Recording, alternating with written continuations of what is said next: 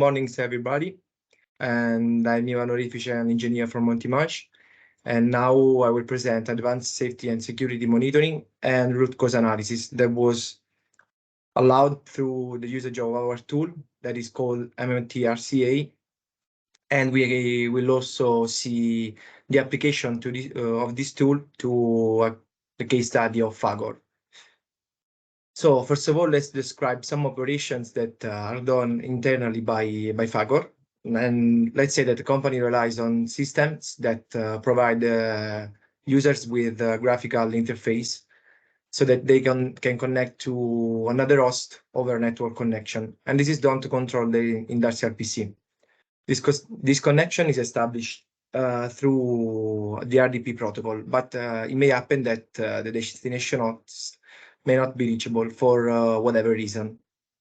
And so our goal in Montimage was to apply the tool that I said before, so the RCA, to this case study. And in order to do so, we needed also to adjust the tool a little bit.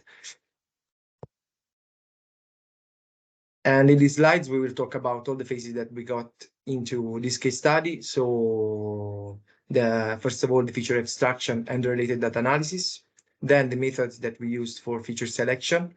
I'll also explain a brief recap of MTRCA. And lastly, we will see some results of the tool applied to this case study. I would like to thank Fagor and Alberto that provided us some traces related to the problems that they had in their company. And as said before, to establish an RDP connection is fundamental to control their industrial PC. And this connection relies on the RDP handshake that sets up the connection between the two hosts. And later, after the connection is set up, the packets are exchanged through TPKT protocol, which is an ISO transport service protocol. And I must state also that in Fagor, all the network between the host and industrial PC goes through a VPN tunnel. And also that after the VPN endpoint is put a remote firewall that can block traffic between the PC and the VPN itself. In particular, Fagor provided us 4 kinds of traces that were related to 4 different scenarios. The first one that is called good connection basically represents no problems at all and includes packets that are related to a successfully established communication. The second one that is called RDP disable, it happened when the industrial PC was reachable, but the RDP connection was not established. The third one that is LAN cable unplugged is the scenario where it was possible to communicate with the firewall at the end of the VPN, but not with industrial PC. While the fourth one was WAN cable unplugged, where the remote firewall was not reachable at all. And for this use case, the application of the whole pickups was not possible applied to our tool and was not the right path to choose. And so we involved the use of 2 Montimage tools that are MMTDPI and MMTprobe that basically extract information and fields of each single packet of the traces, giving the opportunity to have a report that includes fields of interest of the packets. Then we wrote a Python script that basically gathered some derived metrics, and also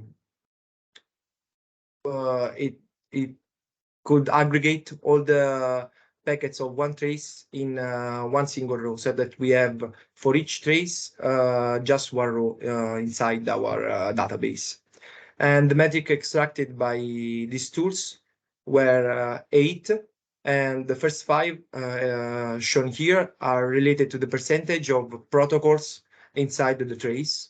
So percentage of RDP, TPKT, ICMP, ARP, and MDNS. The length means basically the length of the trace, while the last 2 are instead related to the absence of some protocols inside the traces. And since there are basically quite a few metrics inside our set of metrics selected, we also wanted to apply some methods of feature selection in order to reduce the attributes uh, that could arise some problem and some data redundancy. And in order to do so, we applied the feature selection and we avoided the less relevant attributes of the problems in order to be more accurate. And basically, we used recursive feature elimination, correlation matrix with heatmap, and also some clusterization methods. And basically, with these three approaches, we removed the RDP attribute as it was not so relevant because we had the last two that basically included him inside the metrics itself. And lastly, we also applied some data augmentation in order to add more data to our training set. And basically, we did this data augmentation was accomplished through perturbation of a small random amount for each metric, taking into account that all the values were contained inside the Gaussian distribution of each matrix. Now we have a brief recap of how MFTRC works. And basically, we have an incident, and this incident is compared to each known problem that we have stored into a database. And if the comparison is good enough, so if there is a similarity score that is quite high, we can conclude that the problem is similar to the one that we have inside our database. And so we can also suggest some ideas to mitigate the problem itself. Otherwise, basically, we have to understand how much is different from the non-incident states and also store into the database as well. And now we are going to see how we applied Fagor use case to our tool. I have to say that the tool is composed of two phases. The first one is the learning phase, where basically we deal with the learning of the states of the incident. And in this case, we had the traces of Fagor that went inside our framework. And so the framework derived all the metrics that I explained before. And then we applied first of all, the feature selection and then normalization in order to have all the values of the attributes in the range 0, 1. Then lastly, we store the states into our database that we chose as MongoDB. And inside MongoDB, we also store the parameters that can make us compute the Gaussian distribution for each problem. The second phase of the tool is called monitoring phase and is run after the learning phase. And in this use case, we use basically some secret logs that were not labeled by Fagor. And here as well, we computed the values of the attributes and the Gaussian distribution for each of the problem or for each incident that was secret. And then we computed the similarity score between these secret logs and all the problems that we had inside MongoDB, our collection of MongoDB. And in this case, the similarity score was the cosine similarity score because it was more suitable for this use case.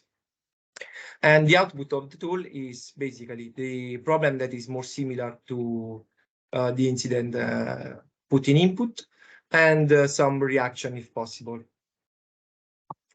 Now we're going to see some results of the use case of the tool applied to this use case.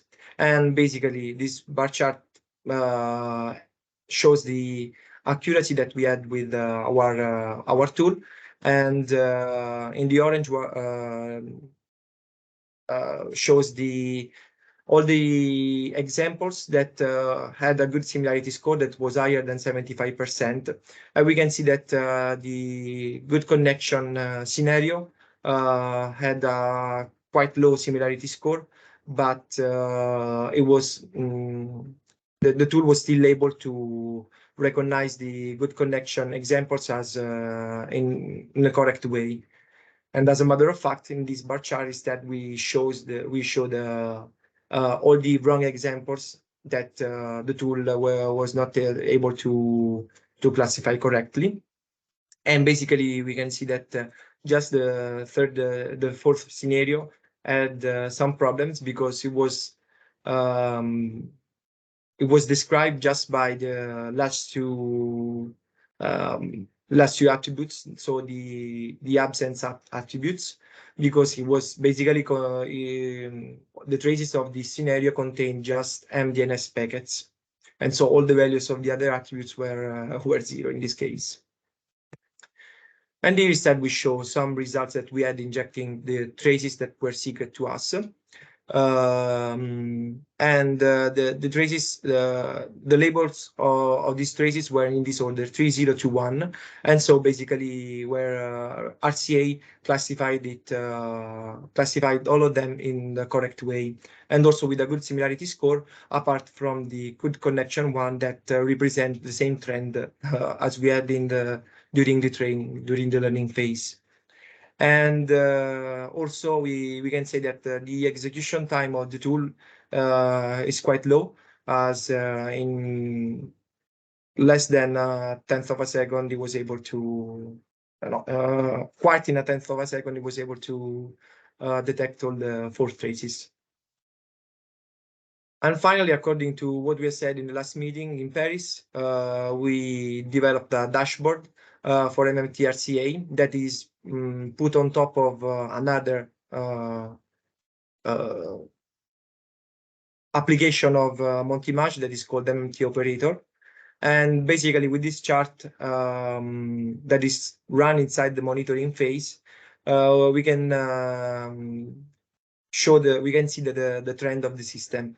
As a matter of fact, when the curve is stick to zero, it means that there are no problem at that time.